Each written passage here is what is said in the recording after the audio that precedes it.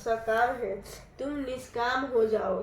सुख दुख को सकाम जानकर नित्य योग क्षेम आदि स्वार्थों में ना पड़कर धैर्यवान और आत्मनिष्ठ हो। जैसे छोटे छोटे अनेक जलाशयों से मनुष्य का कार्य सिद्ध नहीं होता, पर बड़े जलाशय में वे सब प्रयोजन अनायास ही सिद्ध हो जाते हैं। इसी तरह संपूर्ण वेदों में कहा हुआ काम्य कर्मों का फल न कर चाहना।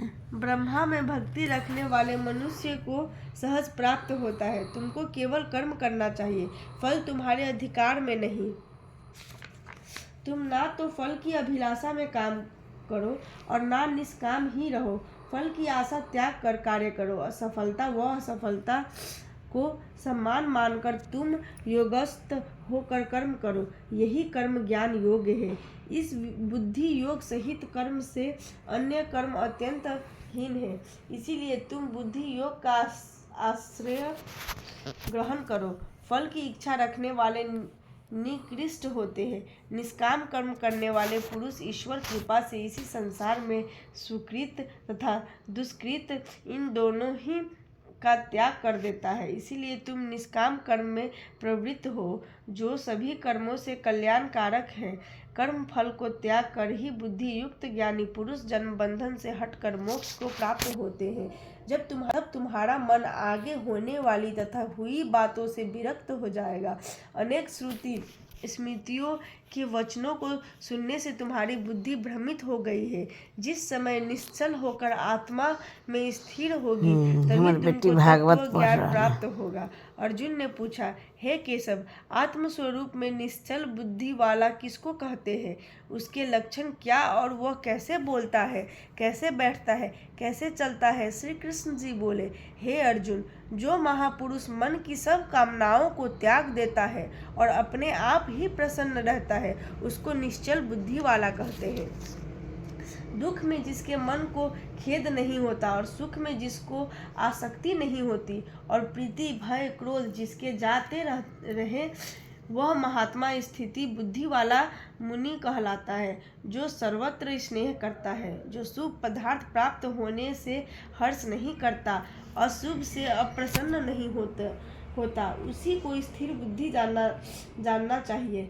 कछुआ जैसे अपने अंगों को सिकोड़ लेता है, उसी तरह पुरुषों अपनी इंद्रियों को विषयों से हटा लेता है, उसी की बुद्धि स्थिर जाननी चाहिए। निराहारी पुरुष के विषय घट जाते हैं, परंतु विषयों में उसकी चाह बनी रहती है। पर ब्रह्मा का अनुभव होने पर चाह भी घट जाती है। हे अर्जुन, मोक्ष में प्रयत्न करने वाले विद्वान व्यक्ति को भी प्रबल इंद्रिया बलात्कार से उसके मन को जीत लेती है। इसीलिए सब इंद्रियों को विषयों से रोक मेरे लिए तत्पर हो जावे। जिसने इंद्रियों को वश में कर लिया, उसी की बुद्धि निश्चल है। जो पुरुष विषयों के ध्यान में रहता है और उसमें उसकी प्रीति हो जाती है, प्रीति होने से कामना होती है, इच्छा के पूर्ण न होने से क्रोध की उत्पत्ति होती है, क्रोध से अविवेक होता है, अविवेक से स्मरण शक्ति नष्ट हो जाती है, स्मरण शक्ति के नाश होने से बुद्धि क्षय होती है।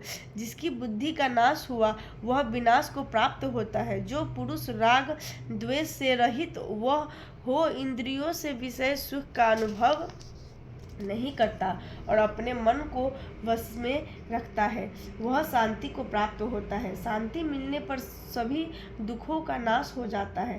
प्रसन्न चित्त वाले की बुद्धि शीघ्र निश्चल हो जाती है। जो पुरुष योग युक्त नहीं है, उसके निश्चल बुद्धि उत्पन्न नहीं होती, ईश्वर में भावना भी नहीं होती। भावना के ना होने से शांति प्राप्त नहीं होती। अशांत को सुख कहाँ मिलेगा?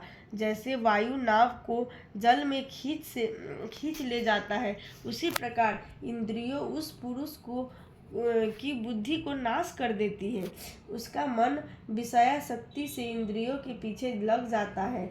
इस कारण हे महाभावों, जिसकी इंद्रियां विषयों से सर्वदा रोक ली गई है, उसकी बुद्धि स्थिर है। जो सब प्राणियों की रात्रि है,